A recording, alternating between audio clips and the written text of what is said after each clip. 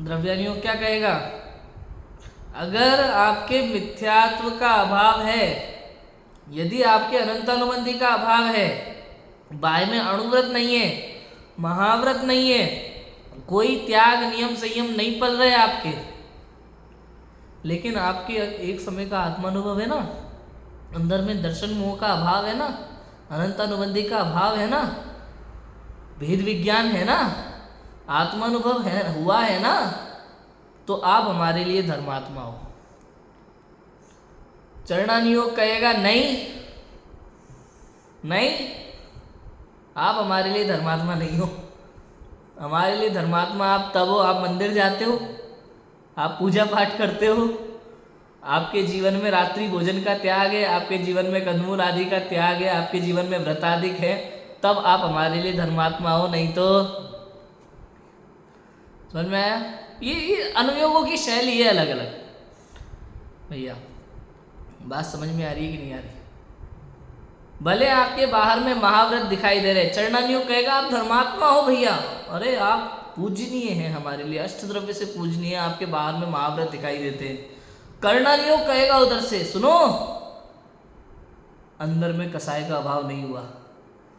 समझ में आया? अंदर में कसाय का अभाव नहीं हुआ, हमारे लिए धर्मात्मा, अभी धर्म की शुरुआत भी नहीं है, क्योंकि धर्म की शुरुआत कहाँ से होती है?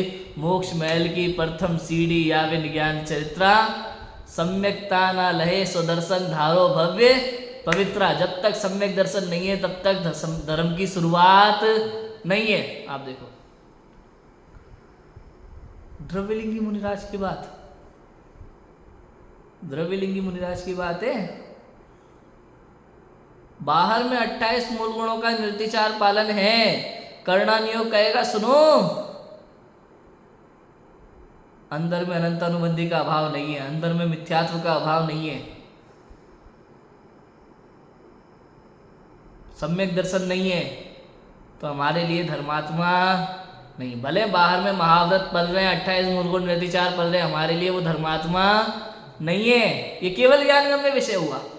कर्णानुयोग की अपेक्षा कथन हुआ, द्रव्यानुयोग की अपेक्षा कथन। द्रव्यानुयोग इसी बात को किस तरीके से कहेगा? कर्णानुयोग ने कहा कर्म सापेक्ष कथन, कि भैया दर्शन मोह का अभाव नहीं है, अनंत अनुबंधी का अभाव नहीं है। द्रव्यानुयोग कहेगा सुनो, इनको आत्मानुभव नहीं है, इनको भेद विज्ञान नहीं है, इसलिए धर्मात्मा नहीं है। चरणानुयोग क्या कहेगा? हमें नहीं पता आत्मानुभव है कि नहीं, हमें दिखाई नहीं देता, हमें तो जो दिखाई देता है हम उसको धर्मात्मा कहेंगे। हमें तो ये दिख रहा है कि भैया बाहर में 28 मूल गुण पल रहे हैं, हमारे लिए तो ये महाव्रती हैं, बाय में निर्ग्रंथ मुद्रा है, हमारे लिए महापूज्य हैं, हम इन्हें अष्ट मूल गुणों से हम इन्हें अष्ट द्रव्यों से हम इनकी पूजा करेंगे।